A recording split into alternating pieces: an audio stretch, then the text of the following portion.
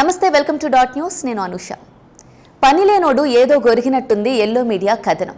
బుద్ధున్నాడెవడైనా సచివాలయాన్ని తాకట్టు పెడతారా? అసలు మతుండే మాట్లాడుతున్నారా? ఇదే నా జర్నలిజం అంటే? ఏళ్ల తరబడి జర్నలిజంలో రాటుదేలిన పెద్దాయన రాస్తున్న రాతలేనా ఇవి? ఆరోపణలు వేరు, నిందలు వేరు, అవాస్తవాలు వేరు. సచివాలయం తాకట్టు అని పతాక శీర్షికను వండివార్చారు. అది వాళ్లకు ఎంత ఇంపుగా ఉందో కానీ ఆంధ్రప్రదేశ్ ప్రజలు మాత్రం ఏందబ్బా ఇది ఇంత కంపు కొడుతోంది అంటున్నారు. అసలు ఆ వార్తలలోని వాస్తవాలేంటో డాట్ న్యూస్ మీ ముందుకు తెచ్చింది. Just watch the story.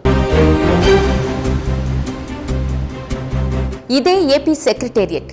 దీన్ని జగన్ ప్రభుత్వం తాకట్టు పెట్టిందన్నది ఓ ఘనమైన పత్రిక రాసిన సత్యదూత వార్త.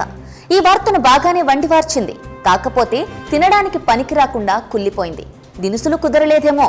ఎందుకంటే సచివాలయం తాకట్టు పెట్టాలన్నా, ఏదైనా వ్యవహారం జరగాలన్నా మొట్టమొదటి జరగాల్సిన ప్రక్రియ ఏంటంటే రాష్ట్ర సాధారణ పరిపాలనా శాఖ నుంచి ఈ విషయమై ఏపీసీఆర్టీకు ప్రతిపాదనలు రావాలి. కానీ అలాంటివేమీ ప్రస్తుత ప్రభుత్వంలో కించిత్ కూడా జరగలేదు. అంతేకాకుండా బ్యాంకులు, హడ్కోల నుంచి ఏపీసీఆర్టీఏ పొందిన రుణాన్ని ముఖ్యమైన మౌలిక సదుపాయాల అభివృద్ధికి వినియోగించడం జరిగింది. ఈ వాస్తవాలు మరిచి కళ్లకు గంతలు కట్టుకుని రాష్ట్ర సచివాలయంలోని 5 భవనాలు హెచ్డిఎఫ్సి బ్యాంకుకు తాకట్టు పెట్టినట్లు వండివార్చారు. ఇందుకు సంబంధించి ఐసీఐసీఐ, హెచ్డిఎఫ్సి బ్యాంకుల నుంచి ఏపీసీఆర్టీఏ ఎటువంటి రుణాన్ని పొందలేదని హెచ్డిఎఫ్సి సంస్థ అకౌంట్స్ డైరెక్టర్ బి శ్రీనివాసరావు స్పష్టం చేశారు. అందులో కూడా రాయపూడిలోని అఖిల భారత సర్వీసు అధికారుల క్వార్టర్స్ జీవో నెంబర్ 332 తేదీ 15/10/2018 ప్రకారం 2060 కోట్ల రూపాయల రుణాన్ని union bank of India, bank of Baroda, Indian బ్యాంకులు మంజూరు చేశాయి. ఇందులో 1955 కోట్ల రూపాయలు మాత్రమే ఇప్పటి వరకు సిఆర్టీకు రిలీజ్ చేయడం జరిగింది.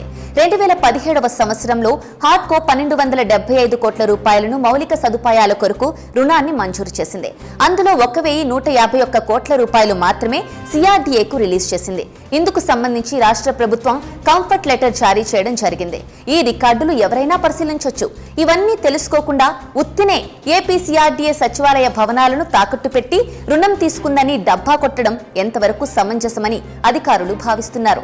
ఇటువంటి నిరాధారమైన కథనాన్ని ప్రచురించడంపై ప్రెస్ కౌన్సిల్ ఆఫ్ ఇండియాకు ఫిర్యాదు చేస్తామని ఏపీ ప్రభుత్వ అధికారులు చెబుతున్నారు. Please subscribe dot news.